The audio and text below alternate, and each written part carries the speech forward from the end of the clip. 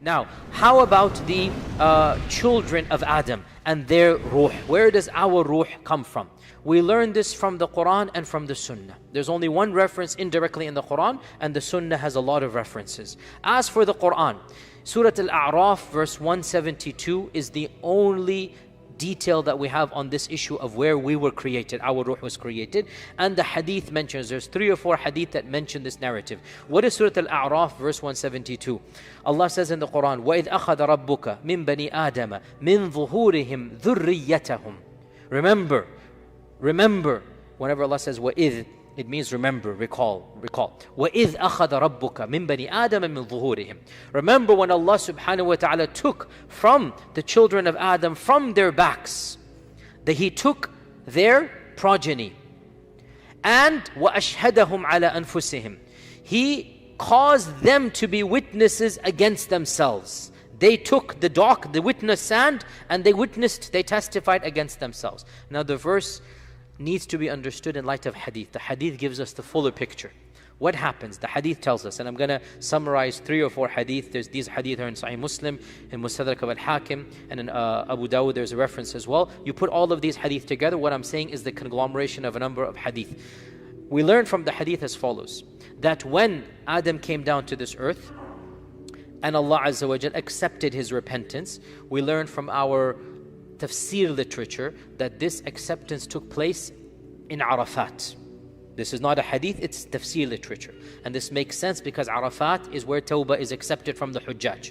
So Allah accepted the tawbah of Adam at Arafat. This is, remember, it's not hadith. So when I'm very, you will learn this about me, I try to be accurate. I don't just mention things like this. Whenever I say something, I always try to back, where did I get this from? And if I don't say this, always ask me, where'd you get it from? We have to be very clear here. Our religion is based on the evidences and the sources. We don't just spout things out.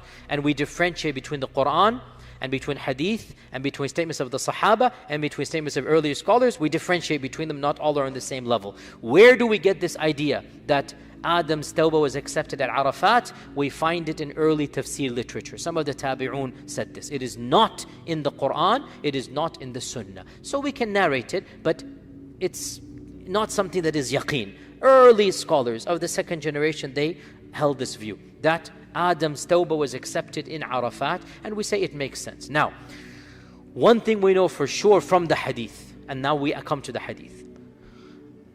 Once Adam's tawbah is accepted, the hadith says, this is from the hadith, this is from the Prophet ﷺ, and this hadith is in Mustadrak Al-Hakim. Allah subhanahu wa ta'ala rubbed the backbone of Adam. And from the backbone of Adam, He extracted every single soul that would be in existence until Qiyamah. Now this is very important now, because this is our origin and birth. This is where we come into existence as our souls. Where was Adam's soul created? Up there. Who created it? Allah directly created it from there. From what? We have no idea. No idea. It is something beyond. Where was our soul created? In this earth it was created. From what? From the backbone, and we can say from the soul of Adam. Okay? And this is what the Quran is mentioning.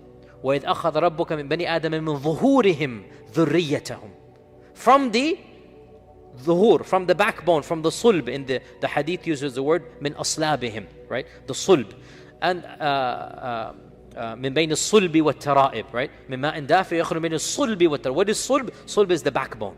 So the hadith mentions Allah extracted from the backbone and from the soul, whatever you want to call that, every single soul that would ever be born until Qiyamah.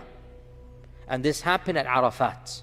So when I'm at Arafat and I'm doing Hajj with my group, I always say, we were born in Arafat. And there's truth to this statement. We were born in Arafat. Our spiritual birth, our physical birth, where our mothers gave birth to us. But our ruh was born in Arafat. This is in the hadith. Okay? So Allah Azza wa Jal created our ruh from Adam directly. And this ruh, it existed without a body. There is no body, obviously. This is the beginning of our ruh. And the ruh then, the Quran tells us that أشهدهم على أنفسهم. He caused these arwah to witness against themselves. You see, in our constitution, we have something called the fifth. What is the fifth?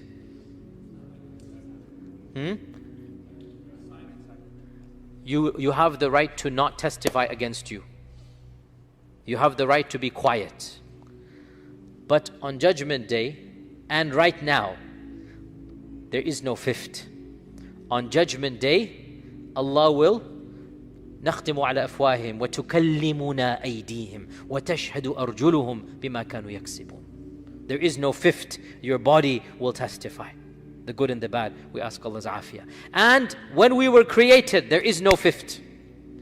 And Allah speaks directly to the souls. And what was the question? It is in the Quran. أَلَسْتُ بِرَبِّكُمْ. And this is called يَوْمِ أَلَسْتُ, the day of am I not. يَوْمِ أَلَسْتُ. It is also called the day of the mithaq. Because وَإِذْ أَخَذَ رَبُّكَ مِنْ بَنِي آدَمِ مِنْ ظُهُورِهِمْ ذُرِّيَّتَهُم. This is the mithaq. And the Prophet ﷺ said, أَخَذَ اللَّهُ عَزَّ وَجَلَ الْمِيثَاقَ مِنْ بَنِي آدَم. The Prophet ﷺ took the mithaq from the children of Adam at Arafat. So the word mithaq is used. What is mithaq? Mithaq is a covenant, a treaty. So what was the treaty? What was the covenant? What was the conditions of the treaty? Very simple. Don't you know I am your Rabb? Don't you know I am your Rabb? And again, this is so powerful because Allah didn't say, I am your Rabb. He said, don't you know I am your Rabb? Am I not your Rabb? What is the difference between saying, I am your Rabb versus saying, am I not your Rabb? The first is a teaching mechanism. The first you say to somebody who doesn't know anything. The first you say to somebody on a blank slate, you tell him, this is your God, this is your Prophet, this is your Quran. You are teaching. The second is a rhetorical question, which you do not say to teach, you say to confirm something that is already known. Right? To confirm. A rhetorical question is not used to teach. A rhetorical question is used to confirm something already known. Allah did not need to teach us that He is our Lord. Do you understand? This is a very deep point. Allah did not need to teach us who created you, who is your Lord. Allah didn't need to do that. Allah is simply affirming, am I not your Lord? And what did we all respond? The Quran says, Bala. Yes, O Allah, you are our Lord. Yes, we affirm you are our Lord. Now, at this point in time, we are souls. Question, have these souls been sent a prophet? Yes or no? No. Have these souls been sent wahi, Quran, Torah, Zabur? No. Have these souls had a chance to even you have an aql and wander in this earth and look at the ayat of Allah? No. So how are the souls expected to know when there is no wahi, there is no revelation, there is no prophet, there is no ayat tadabbur? How are they expected to know? Response, the fitrah that Allah created the soul with. The fitrah is something that is ingrained in us. Fitrat Allah allati fatara an-nasa alayha. So the souls were scattered in front of Allah. How do we know this? The hadith. فَنَثَرَهُمْ بَيْنَ يَدَيْهِ. The Prophet ﷺ said, He scattered all of these souls in front of Him. Allah scattered all of these souls. Adam is there, all of us are behind Adam. This is happening in Arafat. How many souls? Every single one. We were there. Our forefathers were there. Our children were there. Everyone that will ever live and breathe, even one breath, was there. All of us were there. And He then took the covenant. This is the mithaq. Okay. This is the creation of our soul. This soul, it remains in a state that we don't have any idea about. We have no idea where it is. Nothing is mentioned in the Quran and Sunnah until the next reference. And that next reference, hadith in Sahih Bukhari, Sahih Muslim, the hadith of Ibn Mas'ud, that Allah subhanahu wa ta'ala yajma'u, basically He coagulates the creation of the fetus inside of the womb of the mother until finally a certain number of days pass. Then the angel comes with the ruh. And the angel blows the ruh into the fetus. Who blew the ruh into Adam? Allah Azza wa Jal. Who will blow the ruh into us? Me and you and our children and our forefathers? The angel. Big difference. Allah gave Adam, وَلَقَدْ كَرَّمْنَا, Allah gave, honored Adam in some ways. And the angel comes, the angel blows the ruh into the fetus. And that is when the fetus takes on a living status. Now, our scholars of fiqh go into a lot of detail when this occurs, because there are repercussions that have to do with when and under what circumstances is the Islamic verdict of abortion, which is much more complicated than right now. That's a fiqhi discussion. But it all centers over when the ruh is blown in, because that's when this entity becomes a living human being. And when that happens, then to take that life is murder. And before that happens, there's controversy. So I'm not going down there. Maybe one day we'll have a Q&A about that. That's a separate issue altogether. But the point being that this is the second stage. So there are 5 stages, by the way, of the ruh. Very quickly go over them. Number 1, the first stage, from the creation until before the fetus. We have no information about, nothing from the Quran and Sunnah. Where is it? Who is protecting it? How is it living? Zero information. Nothing.